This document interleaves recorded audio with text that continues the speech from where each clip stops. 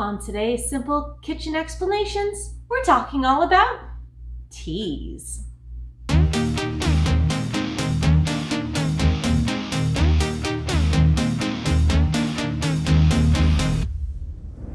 There are multiple different styles of teas. You have, and these are just a lot of the common ones. There are so many different types, especially blends and teas specific to specific countries. But a lot of these are black, green, herbal, white, oolong, rooibos, yellow, fermented teas, blended teas, pure mate, purple teas, and all these teas have some type of health benefit associated with them. So when it comes to the brew style of the tea, a lot of teas that are pre-packaged will come with some type of instructions for brewing. So for example, this tea talks about steeping for 4 minutes. Usually it's boiling water. A lot of that can be done with a tea kettle or in a microwave or in a Keurig or coffee pot if you don't run coffee through it. Now, water temperature and how water is processed can also vary on the types of water you have.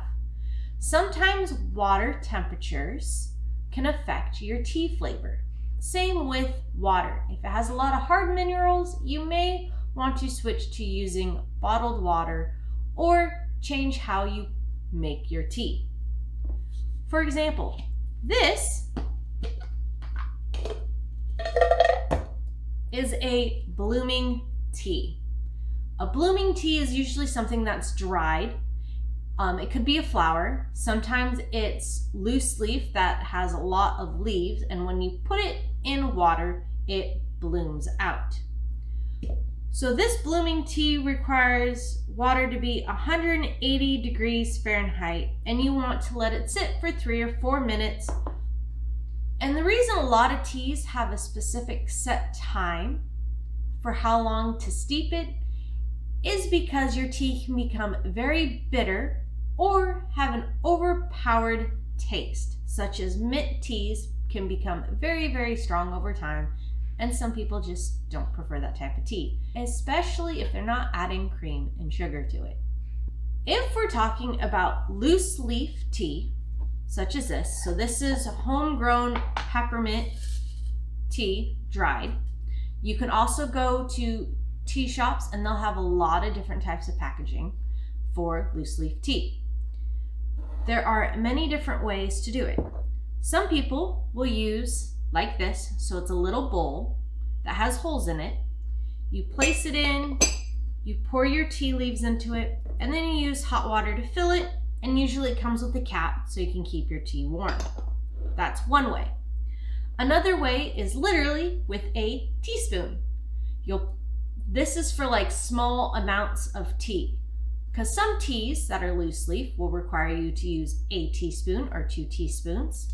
And you'd put it in something like this, or you might end up putting it in something like this. This is a tea steeper. They come in many different styles, shapes. This one happens to be the Death Star with a TIE fighter. But as you can see, this one has a larger tea basket. Thus, if you were to use ones that expands a little bit more, there's room for the tea and it won't cause it to explode and you'll have loose leaves everywhere. When you're preparing tea, sometimes cups such as this will either have a basket that you can put loose leaf in, or if you look really closely, there is a little notch right here inside this lid. That is for when you have tea bags with a string, you can loop the string in and be able to put it inside your cup and let it steep and keep warm. Now, with some of the different types of teas, you might see them boasting about the health benefits. You might even find teas like this, where it talks about it's an herbal cold care and will have a blend of teas that will help with Some of it is allergies, some of it's for nausea, some of it might be for sleepy time. A lot of teas do have health benefits associated with them in helping with antioxidants, with bloat, with digestion, nausea, sleeplessness, and some teas will even be to help with like regulating blood sugar levels if you have several cups throughout the day. Now, teapots, which I don't have one, but there are many multiple styles of teapots for teas. Some teapots, you just put the loose leaf in, and it doesn't have a grate like this inside the pour spout. So what they'll do is they'll take this, put it over their cup, and pour the tea in there, and then they can just pull this out, set it aside, drink their tea, and repeat. Some teapots actually have the built-in filter at the spout, so as you're pouring, the leaves stay there. Some teapots even have the filter in the top, so what'll happen is you put your boiling hot water by taking it and pouring it over in your teapot in a basket. So you pour the hot water over the basket in the teapot, and then as the water comes up, it continues to steep. And that way you can continue to pour tea from it without having the loose tea leaf particles. Mate, or mate, it's spelled M-A-T-E, depending on where you are, depends on how you pronounce it. You'll see a lot of this tea as loose leaf green. It looks like it's chopped up peppermint, but it's not. That is usually prepared in a gourd. Those are the types of tea that you see where people will pack it in there and have one spot that they'll pour hot water in and continue throughout the day to continue to drink that tea.